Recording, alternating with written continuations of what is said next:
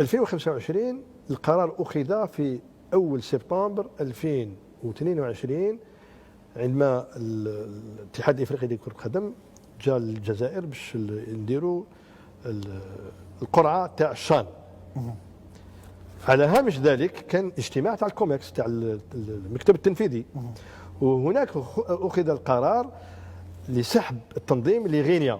ما تنساش باللي في وقت عيسى حياته هو اللي اعطى التنظيم للكاميرون وكوت ديفوار وغينيا. غينيا انذاك كانت في ظروف كارثيه، سحب منها تنظيم الكاس وفتحت الكاف المجال ل 2025 والجزائر حطت الملف نتاعها.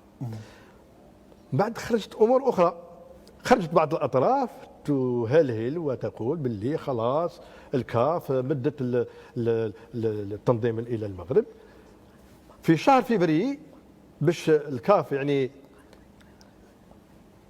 تهدئ الامور، فتحت المجال تاع 2027.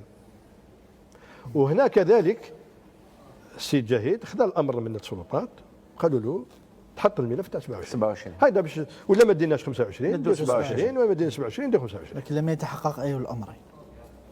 لا، لاننا سحبنا ولا كانت اطراف تعمل باش نسحب الملفات، وكانت تقول والمنشورات موجوده ان 25 اعطيت الى المغرب و27 اعطيت الى السنغال، وفي اخر الامر مدت السنغال.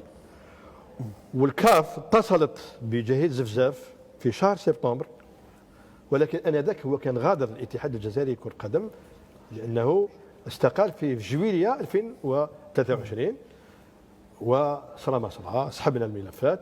والكاف انذاك رئيس الكاف موتسيبي والامين العام فيرون كانوا يحثون على السيد جاهد، وكانوا طلبوا انهم يتصلوا بوزير الشباب والرياضه انذاك باش الجزائر تجي وتحضر وتخلي الملف تاع 2027.